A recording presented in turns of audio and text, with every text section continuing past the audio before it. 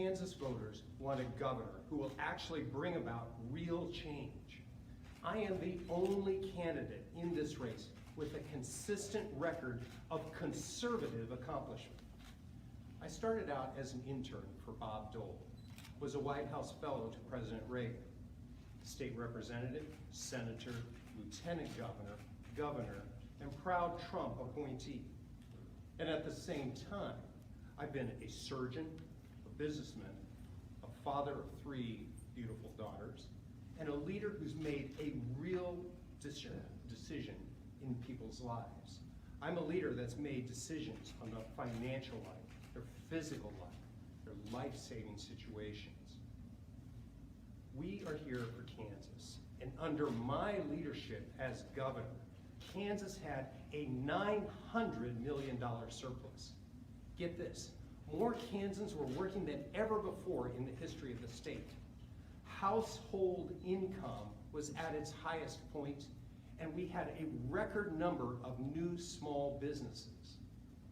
I saved Kansas taxpayers $2 billion in Medicaid, and we were the most pro-life, pro-family state in America.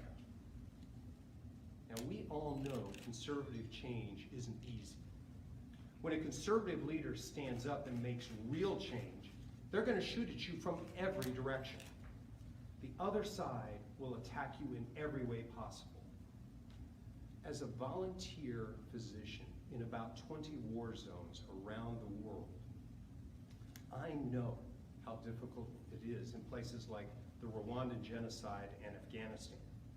But when it comes to serving people, I won't back down from the fight. I am not afraid of being shot at, either literally or figuratively for that matter. Republicans must nominate a governor not only with the courage of their convictions, but has the proven experience to actually see conservative policies put into place. Kansans have an opportunity to change course. We have an opportunity to have a leader for a pro-family, conservative, pro-constitutional values. Right now, we have a governor who would prefer to open our borders and close our schools. We have a governor who tries to keep people from celebrating Easter together while declaring abortion clinics essential. We have a governor that says convicted felons should get vaccines before law-abiding Kansans with life-threatening medical conditions. And we have a governor who at the end of 2020, when a third of Kansas small businesses went bankrupt, she said our economy was thriving. And then, when the budget allows it, then she vetoes common sense tax reform that would benefit every single Kansan. That is not who we are. We must get Kansas back on track. We must eliminate the unemployment fraud that has already cost us $600 million. And most importantly, we must have a governor that respects the freedoms provided to citizens in our Constitution. We must have a governor that won't shut down our way of life or impose never-ending restrictions on small businesses. We need to focus on a bright future for Kansas. We must look ahead. Now, the Democrat machine is going to throw everything they have into Kansas in order to keep the governor's office.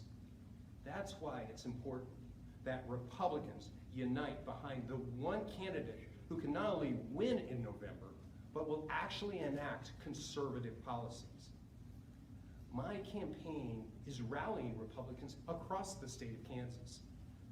I want to earn your vote, not only with conservative policy.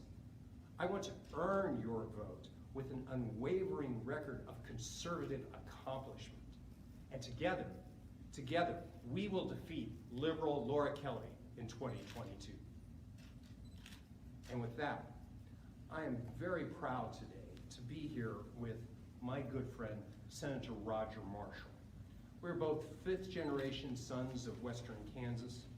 We both felt the call to serve, not only as physicians, but also in public policy. And with that, I'd like to turn to Senator Marshall. Thank you, Roger. Thank you, Councilman. Well, good morning, everybody. If there's one thing that's become clear over this last year of the epidemic, it's that we need a new governor in 2022 so we can get the Kansas economy back on track, get our kids back in school and keep them in school, protect our religious freedoms and keep our churches open, and respect and restore Kansas values.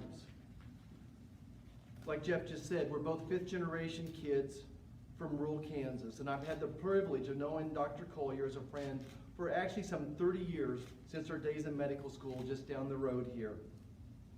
I can tell you he's the same person today as when we first met. A trustworthy, plain-spoken Kansas doctor whose yes is his yes, his no is his no. He's one of us. He's always been humble and never afraid of work. He's always valued the sanctity of life. Having managed successful medical practices and businesses around the globe, he's no career politician and doesn't speak or act like a politician. His experience managing businesses is an important part of his resume that Kansans should look at. As whether you're overseeing the state unemployment insurance program, preventing fraud, or implementing an urgent statewide vaccination program, Dr. Colyer's executive experiences will come in handy as the CEO for Kansas. As governor, we don't have to guess what Dr. Colyer will do and how he'll lead us. He's done it before. He's left our state with nearly a $1 billion surplus by cutting wasteful spending, cutting red tape, running our state's successful Medicaid program like a business, and funding our schools. Loyalty's in short supply these days. And just like he's been a loyal friend to me all these years, Jeff is the person we can count on to stay loyal to the traditional Kansas values we were both raised on. Ladies and gentlemen, I'm very proud to endorse Dr. Jeff Colyer to be our next governor for the great state of Kansas. Jeff? Yep.